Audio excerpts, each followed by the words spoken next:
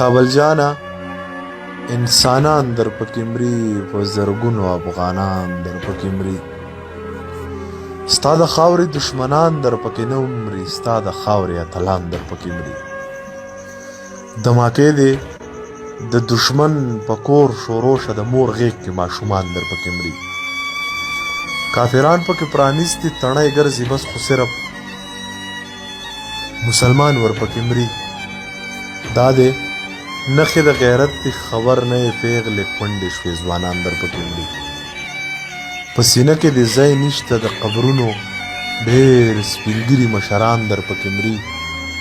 ټول په تا باندې د خپله سره تیر دی بس په تا مین قربان در پکې مري غل چې هر کله په غلا کورونه وران کړي خپل ترې جوړ نه کړي بلها کورونه وران کړي پښتانه چې راله چا دل او دوبې کړه د دې خلکو دی الله کورونه وران کړي خپل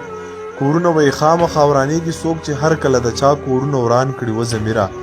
بعضې وایي د شتګردي څوک په فی سبیل الله کورونه وران کړي څوک په فی سبیل الله کورونه وران کړي چې اول تبلیغ ورته پکار دی که یې ونه مني پس د هغې نه کافران وجنه جنت ته به ځې چې خودکشي خدای حرامه کړه نو و ظالمه دا تا ته چا ویلي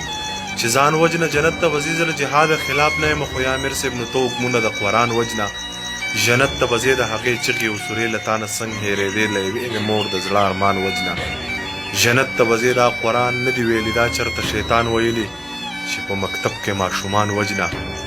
جنت ته به ځې چې په مکتب کې ماشومان وجنه